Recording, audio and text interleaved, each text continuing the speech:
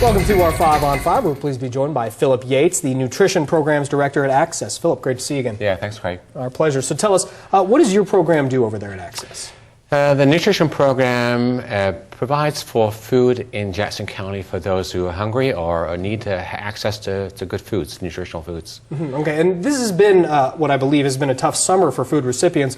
One of your food pantries, the Salvation Army, has ran out of food for a brief time. Are the needs of the public outstripping the ability to give? You know, it's a question for us since the recession, and even before the recession. We've always seen increases every single year since I've been with Access for 20 years now. But it's certainly increased since the recession, and I think more so in the last year or two of the recession, because people think in certain ways there are indications that we're getting out of the recession, but for a lot of people who maybe were on unemployment for a number of months for a while during the recession, have now run out of that kind of help and allow finding their ways to the food pantries as well. So we've seen record numbers. Last year we saw a record number, particularly in the summer. It's often people think of the food banks maybe as not serving as many in the summer, but that's not really true. Some of our heaviest numbers are in the summer for sure. Part of that is because during the school year, a lot of families with children are receiving free and reduced breakfasts and lunches through the school programs. So when the summer starts, those resources are not always available, so they're struggling to be able to provide for the families, and so we have increased numbers. So we are looking at this year even more so, with more increases than we ever before. Last year in July was our heaviest month. This year so far it's been in March. We had about 3,922 families that came for help. That was the highest number we've ever had. Wow. So we could see quite easily by the end of the year over 4,000 families coming in 1 month, which is pretty phenomenal. Wow, yeah. A little background, where do you get the food that you distribute? Well, the food comes from a number of sources. We partner with the Oregon Food Bank, which is a statewide organization. Pretty unique in terms of food banking across the country, because it's the only food bank that works cooperatively together. All the food banks work together to ensure that nobody grows hungry across all parts of the state. So if we have extra abundances, say, of peaches in our area, we have enough to share, we'll be sharing those with other parts of the state. And again, in Eastern Oregon, if they have additional corn, perhaps they'll be sharing with other parts of the state as well. So it's a very efficient system. So a lot of the food comes through the Oregon Food Bank. They solicit donations both from statewide and national donors, also large farmers, and we also get USDA commodities that come through as well. About 50, in fact even more than 50% now we pick up from locally here.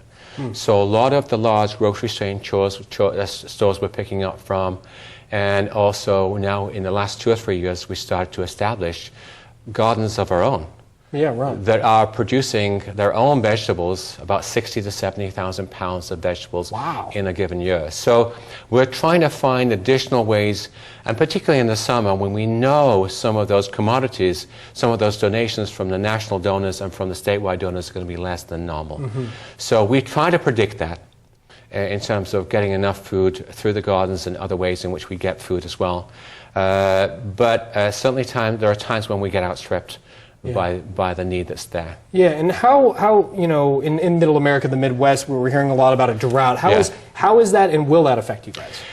Well, the commodities that have been a constant source of help for the hungry people across the country come from large farms.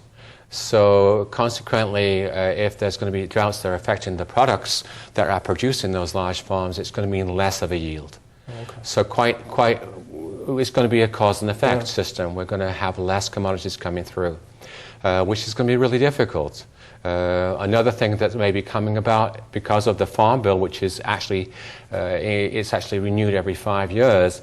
Part of that Farm Bill right now is a decrease in the food stamp amount for families across the country. So if that happens, then there'll be more burden put on the food pantries more than ever before. So I'm not sure whether the commodities will certainly not make up for that loss in food stamps, for sure. Okay, and I know you guys, your website, accesshelps.org, can people help? I mean, can people get involved out there? Yeah, I think they can really help. We had an instance this weekend where we're partnering with the Food Project. It started off as the Ashland Food Project. Right, It's yeah. expanded to the Medford Food Project. I'm very excited by that because it has great potential, because a lot of times food drives are associated with the holidays. Yeah. And people do respond a great Yep. deal, Yeah. but the need is year-round. Always, yeah. So we have to find ways in which to be able to engage the community year-round. So it's partly the food part of it coming in, additional food, but with the Food Project especially, it has that ability to be able to outreach into the community and create awareness. So we feel as though for the first time through this kind of project, we have a connection to those people that donate. When they donate to a regular food drive, we don't know. It's pretty anonymous. That Yeah. food bag turns up at the local store, wherever it's dropped off. Okay. But now we have that chance to be able to relate to that donor and to let them know that there are neighbors in their own neighborhood that need their help, and they're really working to be able to help alleviate that specifically. Yeah, well, fantastic program. Yeah, Phillip, yeah. great to see you. Thank Thanks you. for coming Thank in. you very much. All right, stay with us. We'll be right back.